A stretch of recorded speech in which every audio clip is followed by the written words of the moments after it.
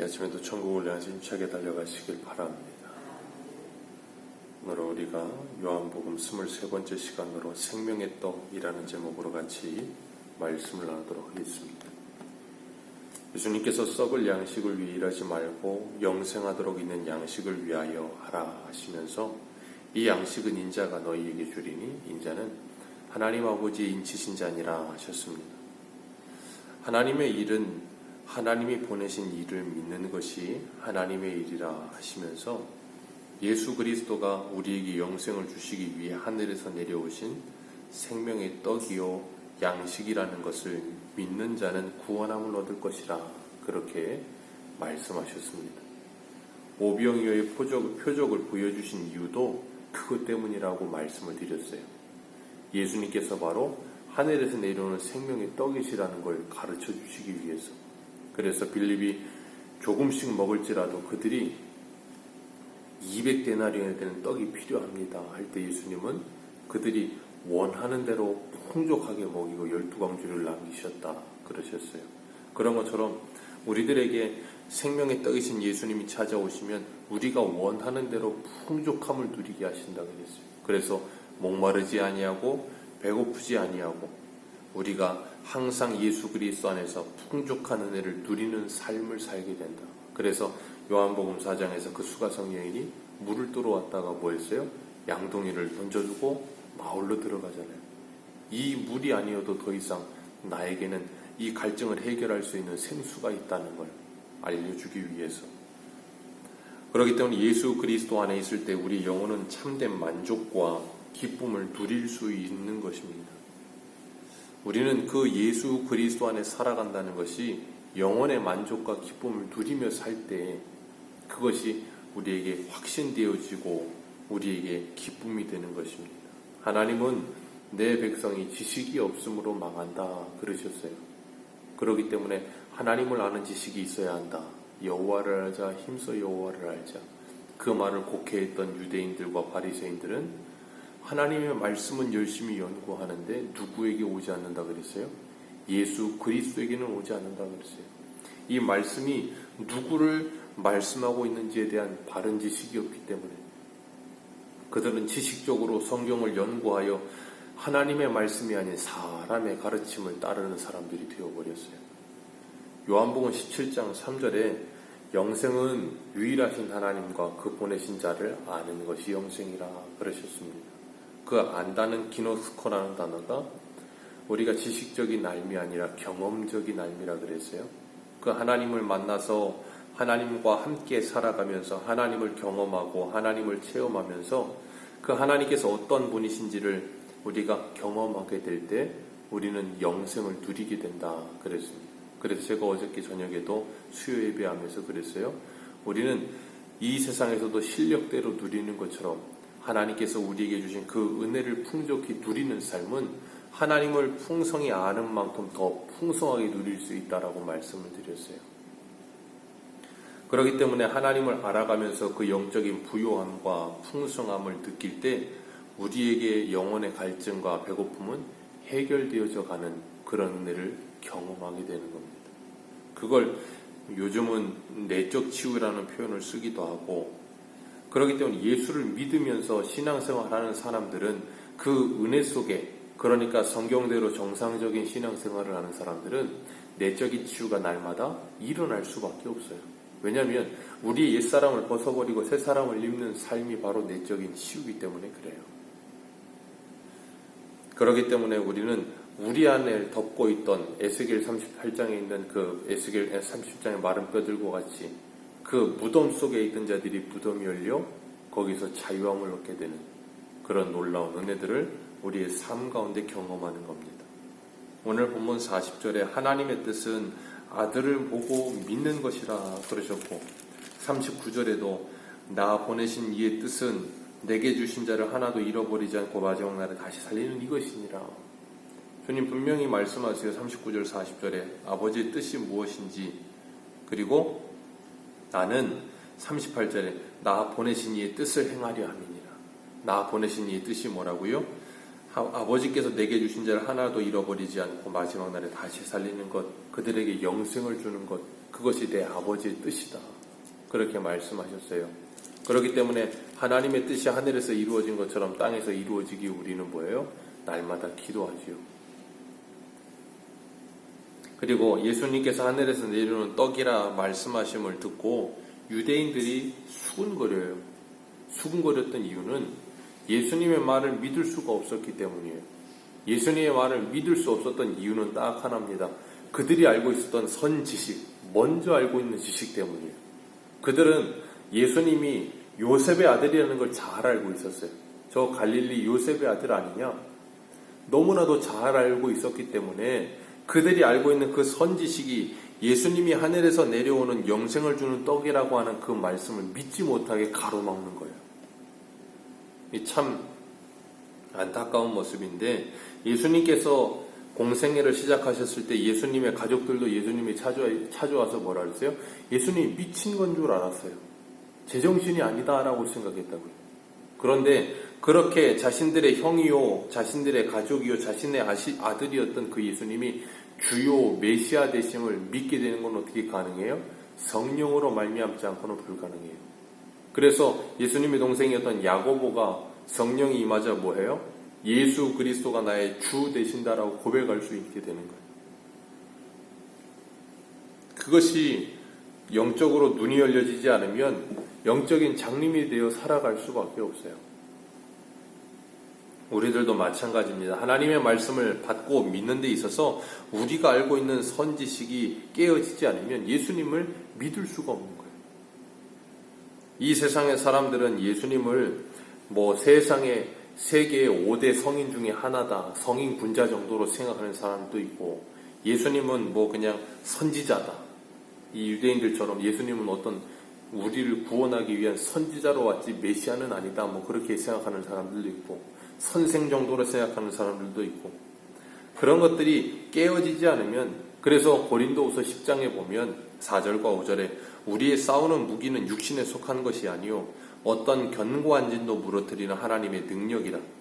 모든 이론을 무너뜨리며 하나님을 아는 것을 대적하여 높아진 것을 다 무너뜨리고 모든 생각을 사로잡아 그리스도에게 복종케 한다. 그게 뭐예요? 이 오늘 본문에 말하고 있는 41절과 42절의 이 두 절이 변화되어지는 모습이에요.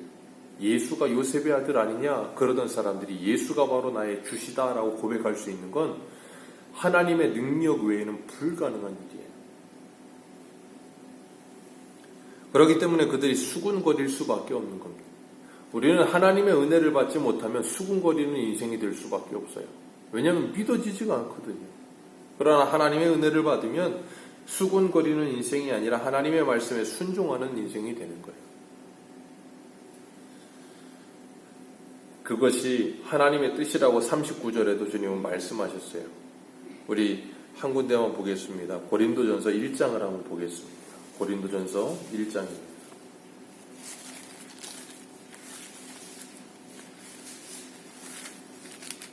1장 18절. 고린도전서 1장 18절입니다. 같이 읽어 내려갑니다. 시작. 십자가의 도가 멸망하는 자들에게는 미련한 것이요 구원을 받는 우리에게는 하나님의 능력이라. 기록된 바 내가 지혜 있는 자들의 지혜를 멸하고 총명한 자들의 총명을 폐하리라 하였으니 지혜 있는 자가 어디 있느냐? 선비가 어디 있느냐? 이 세대의 변론가가 어디 있느냐? 하나님께서 이 세상의 지혜를 미련하게 하신 것이 아니냐? 하나님의 지혜에 있어서는 이 세상이 자기 지혜로 하나님을 알지 못하므로 하나님께서 전도에 미련한 것으로 믿는 자들을 구원하시기를 기뻐하셨도다. 유대인은 표적을 구하고 헬라인은 지혜를 찾으나 우리는 십자가에 못 박히신 그리스도를 전하니 유대인에게는 거리끼는 것이요 이방인에게는 미련한 것이로되 오직 부르심을 받은 자들에게는 유대인이나 헬라인이나 그리스도는 하나님의 능력이요 하나님의 지혜니라. 하나님의 어리석음이 사람보다 지혜롭고 하나님의 약하심이 사람보다 강하니라. 아멘. 십자가의 도가 멸망하는 자들에게는 뭐하다고요? 미련한 것이요 구원받는 자들에게는 하나님의 능력이요. 십자가의 도는 구원함을 받지 못한 멸망하는 자들에게는 미련해 보이는 거예요. 어리석어 보이는 거예요.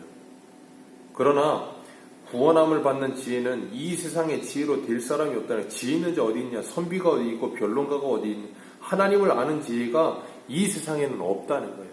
그래서 하나님이 뭐 하세요? 전도에 미련한 것으로 믿는 자를 구원하시기를 기뻐하셨다. 표적을 구하는 사람, 지식을 구하는 사람들밖에 없는 세상 속에 우리는 십자가에 못 박히신 예수 그리스도만을 전한다. 그러니 그 예수 그리스도가 지혜를 구하는 사람들에게 지혜가 되겠느냐? 당시 헬라인들은 지혜를 찾았거든요. 지혜를 찾아다니는 사람들이었어요. 철학이라는 게 그 뜻이거든요. 지혜를 사랑한다 그 말이에요. 그러니까 얼마나 지혜를 찾아다녔겠어요. 그런데 죽은 자가 부활한다고 하니 그게 얼마나 어리석어 보이겠어요. 유대인들은 표적만을 구해요. 어떤 신기한 표적 구해봐라. 근데 예수님이 십자가에 죽으시고 부활하셨다 그러니 그것이 무슨 그들에게 표적이 되겠어요. 신명기의 말씀처럼 나무에 달린 자는 하나님께 저주를 받은 자인데, 그러니까 십자가에 두는 멸망하는 자들에게는 어리석어 보여요. 믿어지지가 않는 거예요. 왜요? 그들이 알고 있는 선지식 때문에. 그러나 어떤 누구에게든, 이방인에게나 헬라인에게나 누구에게, 유대인에게나 그리스도는 하나님의 능력이요 하나님의 지혜가 되심은 하나님의 부르심을 받은 자들에게만. 그래서 오늘 본문에도 예수님께서 그러시잖아요. 44절 같이 한번 볼까요? 44절입니다. 시작. 나를 보내신 아버지께서 이끌지 아니하시면 아무도 내게 올 수 없으니 오는 그를 내가 마지막 날에 다시 살리리라. 39절의 말씀을 반복해 하세요. 그러면서 뭐라 하세요? 내게 오는 자는 아버지가 이끄는 자 외에는 올 수 없다. 사람의 지혜로 안 된다예요. 어떤 지혜자가 와도 하나님의 지혜를 이해할 수 없다예요. 그래서 하나님의 어리석음이 사람의 지혜보다 더 지혜로운 거예요. 하나님의 약함이 사람의 강함보다 더 강한 거예요. 그런데 세상의 사람들은 그걸 이해하지 못하죠. 그러니 자신들의 유한한 지혜와 힘을 가지고 어리석다 말하고 약하다 말하는 거예요. 오늘 본문 45절에 선지자들의 글에 그들이 다 하나님의 가르치심을 받으리라 기록되었을 때 아버지께 듣고 배운 사람만 내게 오느니라. 왜요? 선지자들의 글을 가르침을 받는데 아버지께 가르침을 받지 않고 누구의 가르침을 받아요? 사람의 교훈. 마가복음 7장에 하나님의 말씀을 그들이 사람의 교훈으로 지키며 입술로는 하나님을 가까이 하나 그 마음은 하나님께 멀어져 있잖아요. 그러니까 뭐 하지 못해요?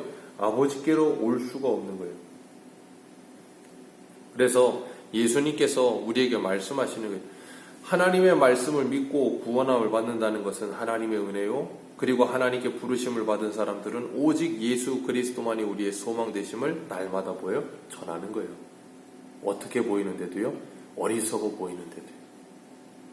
왜요? 그것만이 하나님의 능력이요 지혜라는 걸 믿기 때문에.